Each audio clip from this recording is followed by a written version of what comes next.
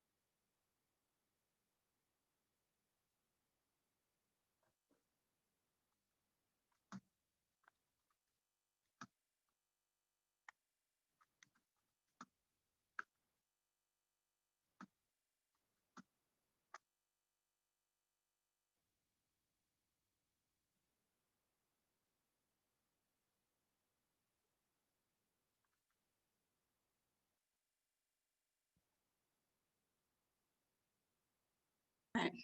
What is Jose? The word Jose came from the name Hussein. This is a religious ceremony practiced by Shia Muslims. Hussein and Hassan were assassinated by Yazid in the Battle of Karbala in 680 AD. This Battle of Karbala is commemorated throughout the world during a 10-day period held every Muharram, called the Morning of Muharram, and it culminates on the 10th day known as the Day of Ashura. In the Caribbean, mainly Trinidad and Tobago, the Day of Ashura is commemorated as Jose.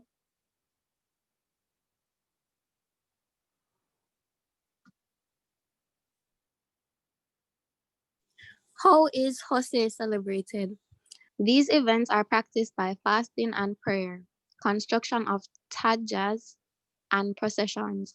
Tajas are decorated models of mosques and are said to be replicas of Hussein's and Hassan's tombs. The first Jose celebration that was recorded was in 1847, San Fernando, South Trinidad. The 10-day period begins with 6 days of fasting, prayer meetings, and work on the construction and decorations of tajas.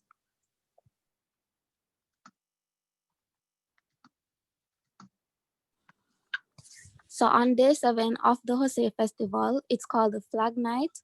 The street processions begin with the Flag Night. Hundreds of devotees walk through the streets carrying multicolored flags to symbolize the beginning of the Battle of Karbala, in which the brothers lost their lives. Day 8 is the small Taja procession. On the second night of the procession, small tajas are carried slowly through the streets to the sound of throbbing tassa drums. They are symbolic of war drums and played in set rhythms that are common throughout the world.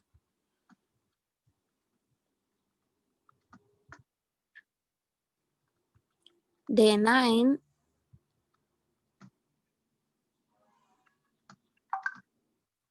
Day 9 is a large Tajad procession. The larger Tajads are carried throughout the street and the procession is accompanied by Tassa drummers. Two moons representing Hussein and Hassan are built and carried by special dancers. The Dance of the Moons on this night depicts the brothers' triumph over death. Day 10 is a day of Ashura slash or Hussein. On the last day, there is a parade of tajas made by the different communities and tassa drumming throughout the St. James district. This procession begins at approximately 10 a.m. and events continue until 6 p.m. This is because it is Islamic custom for the interment of the dead to be done before the sun goes down. Throughout the day, the tajas merge into a chain of beautiful pageantry paired with the ceremonial drumming of the tassa. The tajas are taken to a sacred spot for prayers and offering. After this, they are then submerged into the sea or body of water. The practice is not strictly Muslim. It is related to the Hindu ritual of drowning the model of deities in water.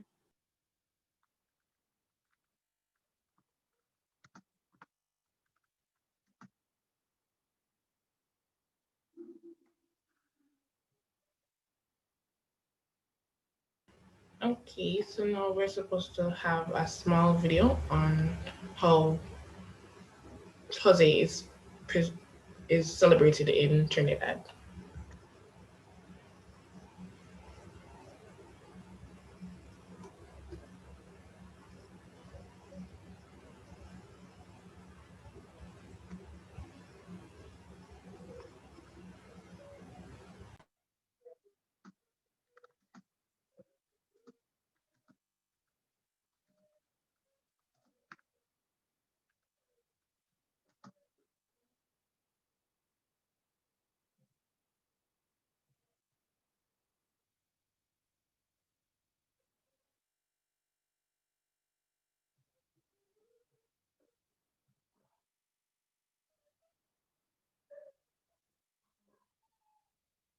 Hold on, I'm just sharing the sound also.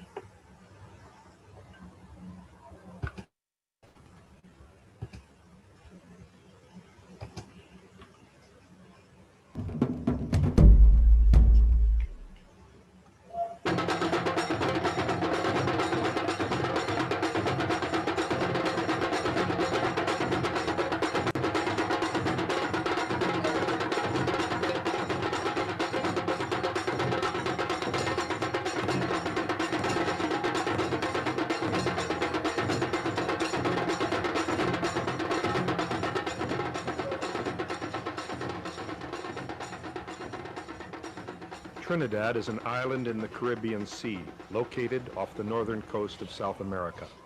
Sighted by Columbus in 1498, Trinidad was colonized by Europeans and largely populated by Africans who worked the plantations. After the abolition of slavery in 1845, work on the plantations shifted to indentured contract laborers from India, who brought the religions, customs, foods, and flavors of South Asia to the island.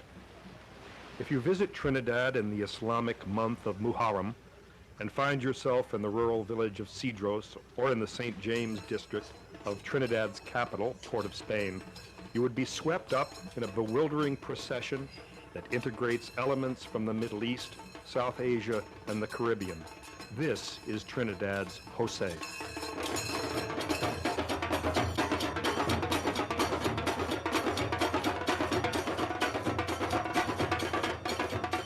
Jose is a passion play on a grand scale, combining fervent piety with the demands of street theater as it evokes a key moment in the history of Islam. In the 7th century, Imam Hussein, a grandson of the Prophet Muhammad, marched with a small group of followers towards Baghdad to negotiate a truce with the Caliph. While under the flag of peace, they were attacked and resisted heroically. But by noon of the 10th day, Hussein and most of his followers had been slain on the plains of Karbala in present-day Iraq. This event precipitated the split between Shiites and Sunnis that persists today. And all over the Shiite world, Hussein's martyrdom at Karbala is symbolically reenacted during Muharram. Jose writes in Trinidad to find a community of both believers and observers. The heart of the Jose is 10 days of prayer and fasting, climaxed with 3 nights of drumming and processions. The key rituals are the province of a few families, but the preparations that intensify in the weeks preceding the public events involve widening circles of participants. Jose honors a past stretching back to 7th century Iraq and solidifies relationships in the overlapping religious, racial, and cultural communities of present-day Trinidad. The first set of indentured immigrants, Indian immigrants that came here to Trinidad was on the 30th of May in the year 1845. And from then on, we had a boat arriving almost every 6 months with Indian immigrants. From 1845 to 1917, we had approximately 100,000 Hindus and approximately 30,000 Muslims coming within those years. The Muslims kept their identity to themselves, and the Hindus kept their identity to themselves. But within the last 30 years, or 40 years, I must say, that this sort of practice has been finished away with, and everybody is now freely intermixing, even though they still maintain their own religious identity. It was not until 1854 that the first tazia was built in Trinidad.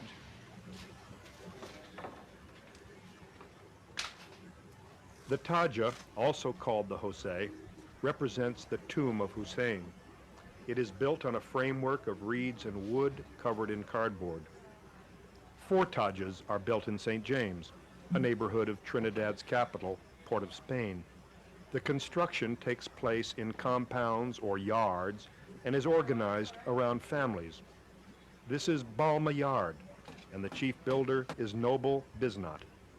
The Tajas are built in what are known as imambaras, garages and sheds temporarily sanctified for this purpose. Women are not allowed inside. We have our own style, you know. You can observe from last year.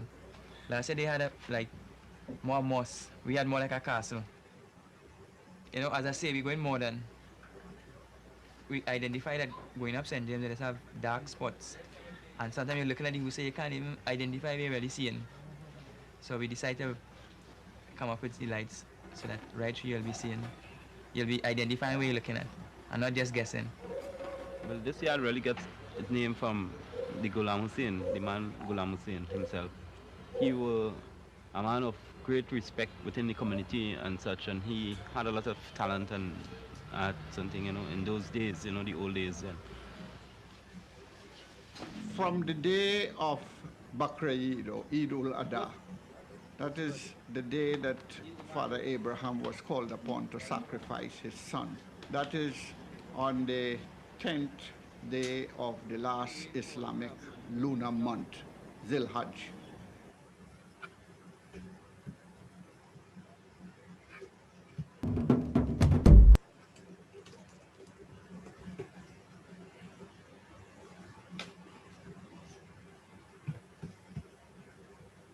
Okay, so we'll now be presenting on Diwali.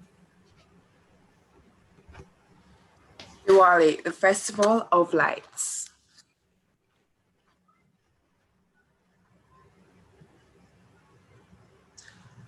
Diwali, also known as the Festival of Lights, is an Indian festival that is celebrated to honor Ramachandra, the seventh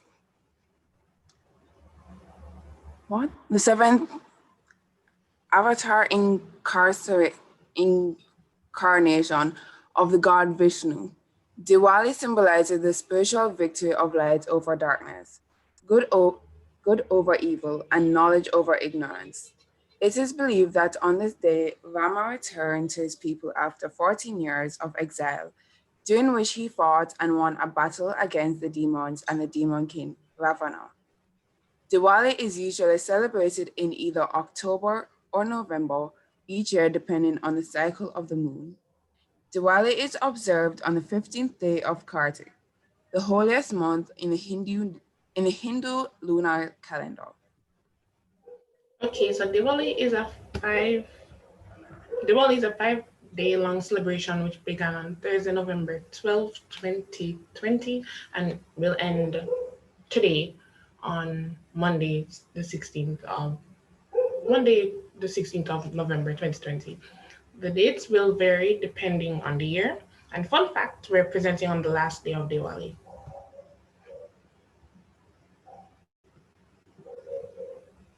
So the 5 days of Diwali. Day 1, Dhanteras. Dhanteras is formed from 2 words where Dahan means money and Teras means 13th. The day is celebrated on the 13th day of Krishna Paksha in the Vikram Samvat Hindu calendar month of Kartik, which is November 13. On this day, people worship Goddess Lakshmi as well as Lord Dhanvantaru. They buy precious metals like silver and gold, which are auspicious on this day.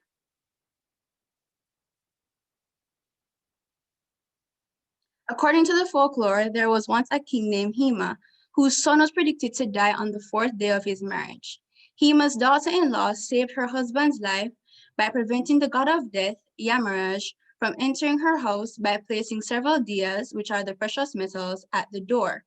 The strong light that came out of the bright diyas blinded Yamaraj, who appeared as a snake and thus couldn't take Hema's son's life. This is the reason why it is believed that buying gold and silver jewelry or even new utensils can help in protecting the family against any ill. Buying metal on Dhanteras is also known to bring luck, wealth, as well as prosperity to the house. Traditionally, a special puja is organized and the house is lit with diya on the day to welcome the goddess of wealth. Day 2, Naraka Chaturdashi. This festival is celebrated on the Chaturdashi, the 14th day of the Krishna Paksha in the Vikra Samvat Hindu calendar month of Kartik, November 14. It is believed that the demon Narakasura was killed on this day by Lord Krishna, Satyabhama, and Goddess Kali. People celebrate this day to rid themselves of negativities, laziness, and evil. It signifies riddance from everything that stops a person from walking the right path. Day 3, Lakshmi Puja. This is the main festive day of Diwali. Goddess Lakshmi is the goddess of wealth, prosperity, and good fortune. It is believed that worshiping Goddess Lakshmi on the auspicious day of Diwali will help people seek salvation and bless them with good health, wealth, and prosperity. During this festivity, persons open the doors and windows of their houses to welcome Goddess Lakshmi and light diyas to honor her. Apart from Goddess Lakshmi, worshipping Lord Ganesh, Goddess Saraswati, and Lord Kubera are also considered auspicious on this day. After the Lakshmi Puja, persons can go outside and burst crackers and enjoy the day with others. Day 4, Govardhan Puja. According to Hindu scriptures, Govardhan Puja falls on the day when Lord Krishna lifted an entire mountain, Govardhan Parvat, with his finger in a successful attempt to save his fellow villagers from the wrath of Lord Indra. Lord Indra had been furious with the villagers and therefore had sent showers of rain over the village for 7 continuous days. By saving the villagers, Lord Krishna had again won his place in the hearts of the people. In honor of Lord Krishna's triumph over Indra, cereals like wheat, rice, curry, leafy vegetables, and occasionally cow are cooked and offered to Lord Krishna. The last day, day 5, Bhai Dooj. According to the folklore, Yamaraj, the god of death, was called by his sister Yamuna several times for a meeting but could never go. When he finally was able to visit her, she was incredibly happy and welcomed him with love and respect. She prepared a variety of delectables and wished him well by applying a ceremonial tilak on him. Happy at the honor and love, Yamaraj asked his sister to ask for a favor. Yamuna asked that a day should be marked out each year for Yamaraj to visit her house, thus the creation of the Bhai Dooj festival. Bhai Dooj celebrates the bond of love between brothers and sisters and is popularly observed as the last and 5th day of the Diwali festival by Hindus. On this day, sisters apply red tika on the forehead of their brothers and pray for their well-being.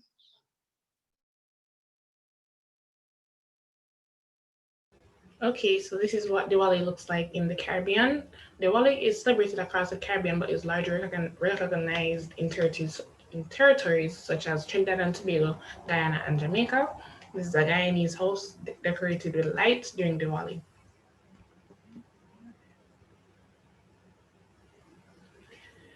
Lights and candles lit in a Guyanese household for the celebration of Diwali. And this is a girl lighting candles around a park for Diwali in Trinidad. Okay, so we know what Diwali looks like in the Caribbean, but what does Diwali look like in India? All right, sorry about that group, but time has expired. Sorry about that because we have 30 more minutes and we have 5 more groups to present, but very good presentation. Next group, please.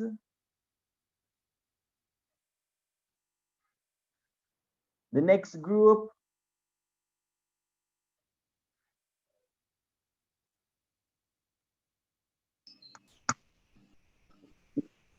Are you guys seeing my screen? Yes, we are. Go ahead for me, please. Okay, so this is group 2, and today we'll be presenting on Phagwah or Holi, the Festival of Colors.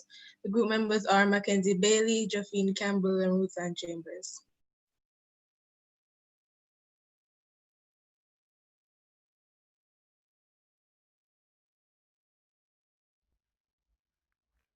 Okay, good morning.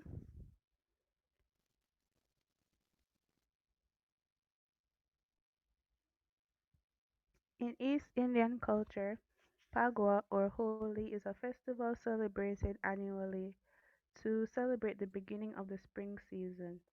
It is also seen as a beginning where people can release their inhibitions and start afresh. So, spring, it brings a sense of rejuvenation and coming back to life after the winter. The student who is actually reading, you are very, very low. Can you hear me better now? A little. Okay. Phagwah or Holi is celebrated in March, and it usually lasts a night and a day around the full moon, Purnima, the Hindu calendar, and the bonfire is also done the night before the celebration. So this year, it would have taken place on March 9 and 10 of 2020.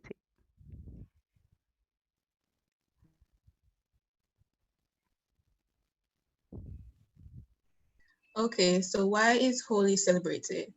Holi is celebrated to signify the fact that good will always triumph over evil. This significance is related to the story of the destruction of Holika. The celebration is named after Holika, the sister of the demon king, Hiranyakashipu. In the story, the demon king, Hiranyakashipu, was invincible. He couldn't die. He understood his power and decided to abuse it and become evil, so he wanted everyone to worship him. A young prince, Prahlad, refused to worship him. The demon king didn't like this and ordered his sister Holika to kill Prahlad. When she tried to kill him by leaving him in a bonfire, the fire spared Prahlad and killed her instead.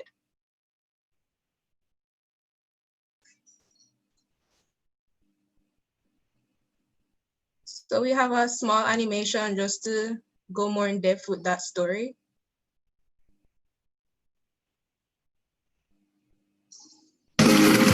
Culture Group.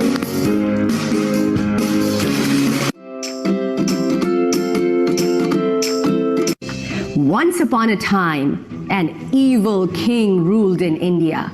He thought he was the most powerful king of the world. He wanted everyone to pray to him. A brave little boy named Prahlad wasn't afraid though. Oh, that's a tricky name. Should we try to say it together? Let's do it. Prahlad. One more time. Prahlad. You got it. He refused to pray to the evil king. The king tried to scare Prahlad with mean words, but it did not work. Prahlad still refused to pray to him. The king got very angry. He thought of a way to hurt Prahlad. What a mean king! The king's sister, Holika, had a magical power. Oh, let's learn how to say her name. It's Holika. One more time, Holika. And she had a magical power. She could sit in fire without getting hurt. The king made Prahlad sit on Holika's lap in the fire. The king thought the fire would hurt Prahlad, but not Holika. But when they sat in the fire, a magical thing happened. The fire did not hurt Prahlad at all. Instead, Holika disappeared in the fire.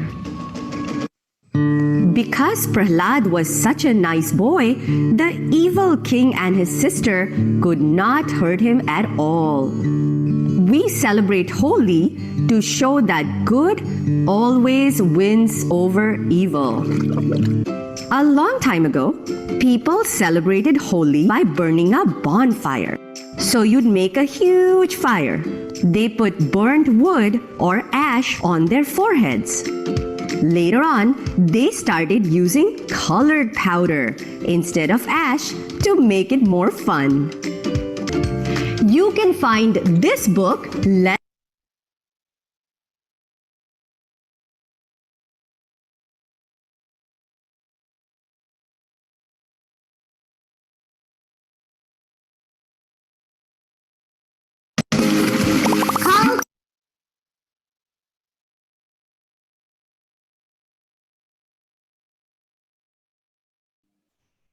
Why do we celebrate Holi with colors?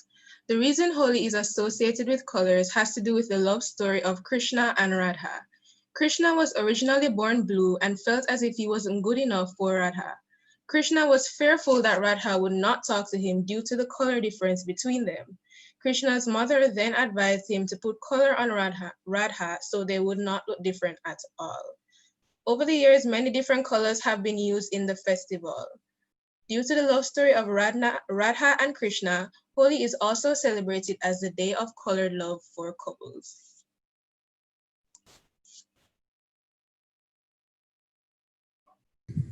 So the foods eaten during Holi are, you have the jugiyas, which is a sweet deep fried dumpling. You have the malpua, a pancake served as dessert. You have the firni or kur, which is a type of pudding. You have the chana masala with puri or kachuri. You have chat, and you have different types of chat. You have ladus, which is a spear-shaped sweet from India. You have the lassi, which is a dahi-based drink. The thandai, which is a milk-based cooling drink. The namak para or shakar para. And you have chakuri, which is a spicy deep fried snack.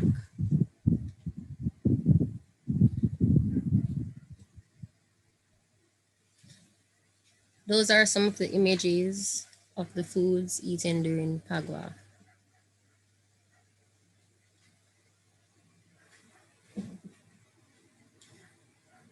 The clothes wearing during Holi or Pagwa, you have the cotton kurtas and shirts.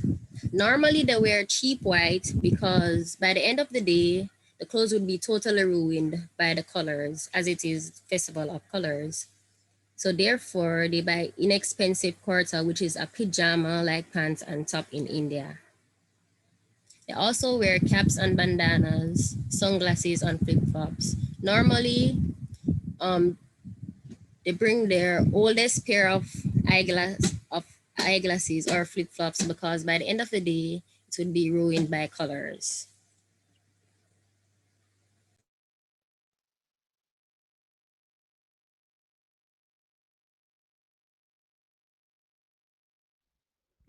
So, where did Holi get its name and how is it celebrated? Holi, also known as the Festival of Colors, got its name from the antics of Lord Krishna in his childhood. He liked to play pranks on the village girls by drenching them with water and colors. So people spend the day by smearing colored powder all over themselves and throwing it at one another. Bang is also a paste made from cannabis plants, and a part of it is also consumed during the celebration. They also have parties and dances under water sprinklers. And unlike most Hindu festivals, there are not many rituals carried out, so the festival is purely for fun and excitement.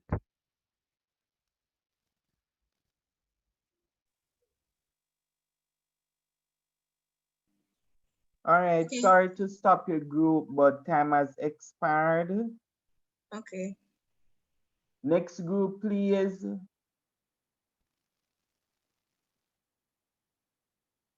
Very good presentation, informative. Ladies, please share it in the Google Classroom.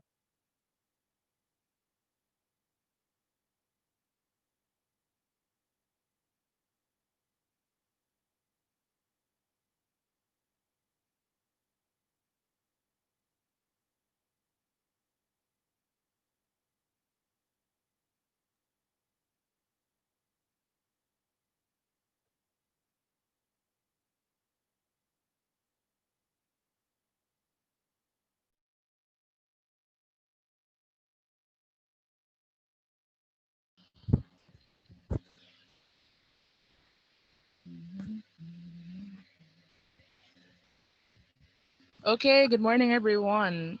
Group 3's presentation is on Santeria, and we can just skip to the table of contents since it's being heavily timed. So, in this presentation, we'll be talking about the history, their beliefs, their orishas and saints, as well as Santeria in Cuba and how it is practiced.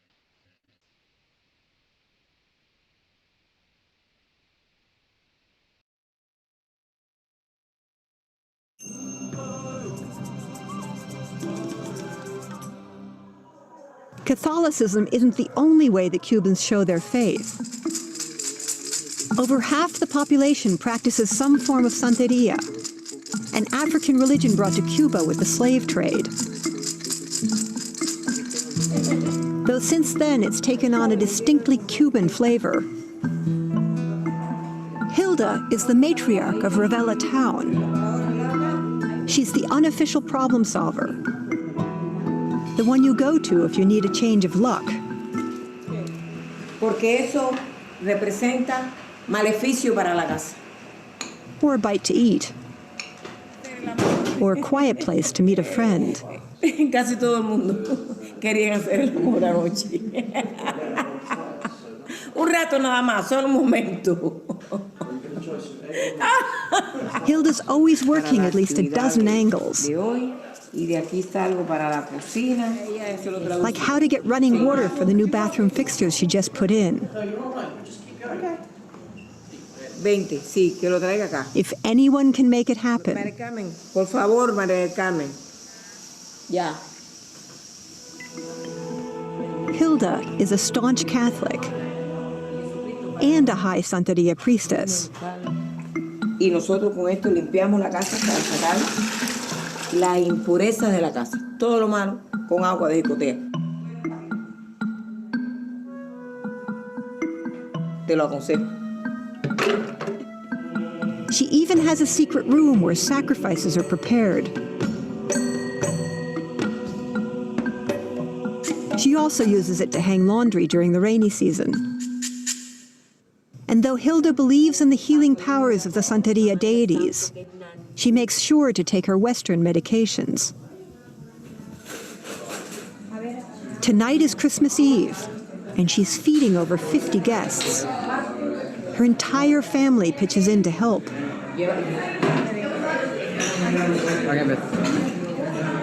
No, lo que tú no puedes ir para allá. Dame acá. But once they're finally gone, another group arrives for a completely different kind of celebration. Until the early 90s, Cuba was officially atheist. Lately, the government has loosened up and let Cubans worship more openly.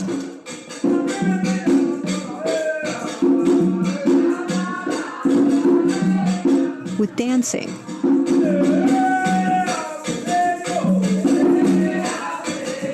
And the occasional possession.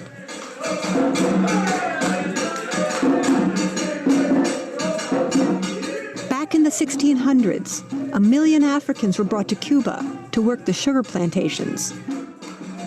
Desperate to hang on to their religion, they disguised their gods as Catholic saints.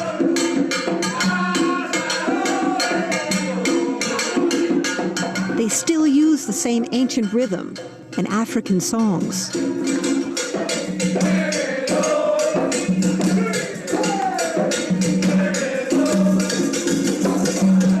If done correctly, a god descends to earth and possesses a Santeria priestess. In this case, it's Cubayende.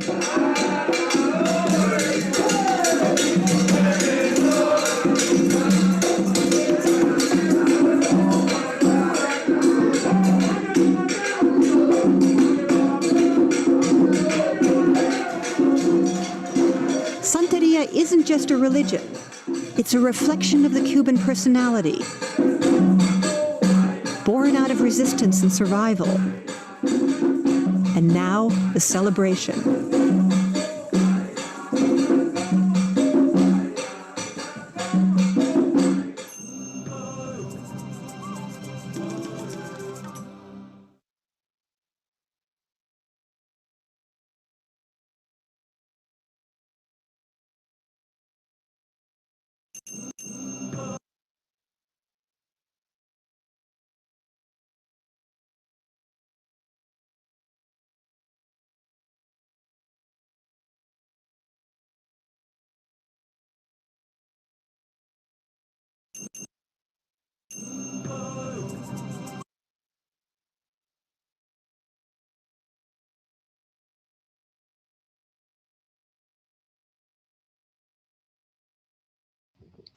Okay, since someone else is talking, what is Santeria? Santeria is often referred to as a Cuban mystery religion. Hello? Yes? What is Santeria? Santeria is often referred to as Cuban mystery religion, and the word Santeria means the worship of saints.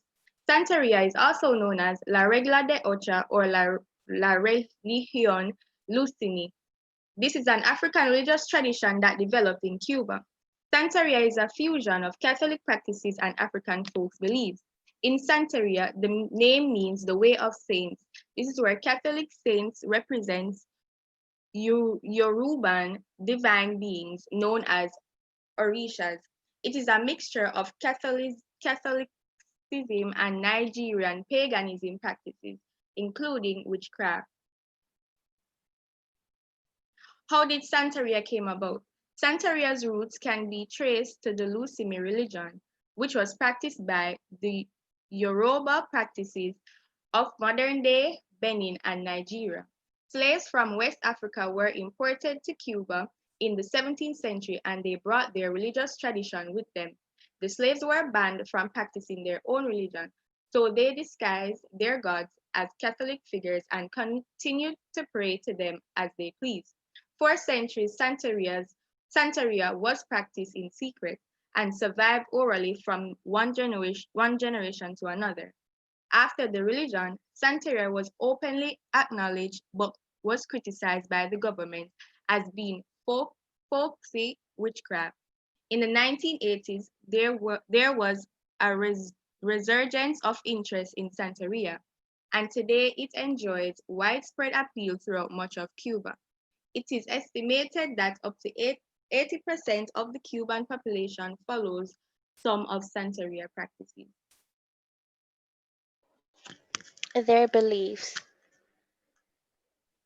Santeria followers believe that one God created the universe and that the world is cared for by lesser divine beings, Orishas. The Orishas are thought to perform miracles for adherents and can be blamed for unfortunate events. If an individual has consistently bad luck, they must appease their Orisha to achieve harmony and balance in their life. The followers cannot communicate directly with these divine beings. Santeria priests, Babaloas, act as intermediaries in the religion. They interpret the will of gods using divination. This involves an elaborate ceremony that often includes rum, drugs, cigars, and animal sacrifice. The relationship with Santeros is also beneficial to the Orishas. They only continue to exist if humans worship them. The Orishas are therefore not immortal, so they depend on human devotion and sacrifice to survive. People of all ages can choose to follow Santeria with an initiation process that sets the follower on Regla de Ocha, the way of Orishas. The initiations are ritualistic and involve elaborate ceremonies. Followers are required to stay inside at night for an entire year and only dress in white. No one is allowed to touch a follower aside from family members or lovers. There are no official churches or temples in the religion, as such ceremonies or rituals are usually performed at home or in public. There are Orishas and saints. Who are the Orishas? The Cubans worship 7 Orishas, and Orishas are defined as African deities or gods, and each Orisha serves a different purpose. So there are around 400 Orishas, but only 20 are regularly worshipped in Cuba. Every follower is assigned to one who will guide him or her throughout their life. And Santeros often have statues of saints in their home and may even have an altar where pastries, candle fruits, and or coins are offered to the Orishas. So here are the 7 African powers who are mostly worshipped in Cuba. We have Obatala, who is the sky father and creator of the human bodies. Yamaya, who was a water spirit and the mother of all the Orishas and the goddess of motherhood.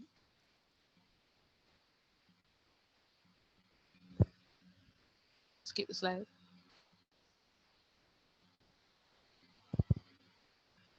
Elegua, the Orisha linked to roads in the Santeria religion. Ogun, the god of metal and iron. And Shango, who is the most powerful Orisha, linked to the lightning and thunder, and he's most likely seen with a double-headed axe.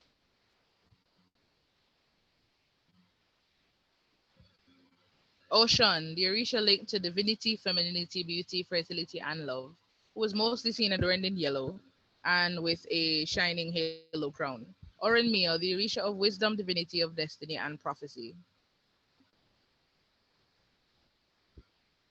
Santeria in Cuba. Santeria is popular throughout all of Cuba, but the cities of Santiago, Matanzas, and Havana have the largest number of followers. While there, you can sometimes see Santeria ceremonies being performed in Plaza Dolores. These ceremonies usually include dancing, chanting, and drumming. There are small-sized streets in Santiago that are lined with stands selling items using ceremonies including feathers, candles, bones, stones, herbs, and live animals. Many Santeros make the journey to El Cobre to pray to Ochun, who is enshrined in a glass case above the church altar.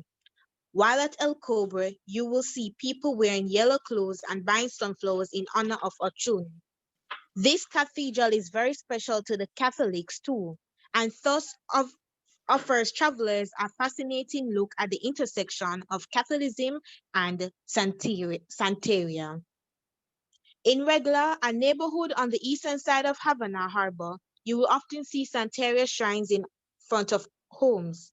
A number of Babalaos live in Regla, and while here, it is possible to have them give you advice for a small fee. You might also visit Iglesia de Nuestra Señora de Regla, which hosts the Black Virgin de Regla, who is associated with the Yemaya and is the patron saint of sailors. The neighboring towns of Guanabacoa is also an important center for Santeria. In fact, when Santeros find themselves in a difficult position, they sometimes say that they are going to have to go to the Guanabacoa to find a Babaloa to help solve their problems. To this day, the city is an important site for Santeria followers. At the Museo de la Ruta del Esclavo, you can explore a room dedicated to Santeria and other Afro-Cuban religions. There are even life-size models of Orishas. The ceremonies are sensual, powerful affairs where men kill pigeons and roosters, smoke cigars, spit rum, and play drums. It's unlike anything you've probably ever seen. Based on this chart, you can see that 80% of Cuba practice Santeria, so it's very popular in Cuba. Thank you.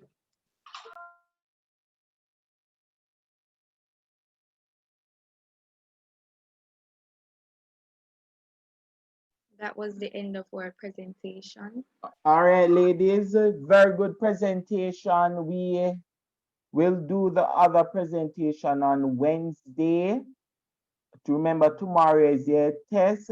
I believe Tajani Bailey, please go on the Google Classroom and complete the various assignments, please. I need to put in the grades. I cannot allow any student to stop my progress. Please go and complete the assignment. Ladies, enjoy the rest of your day.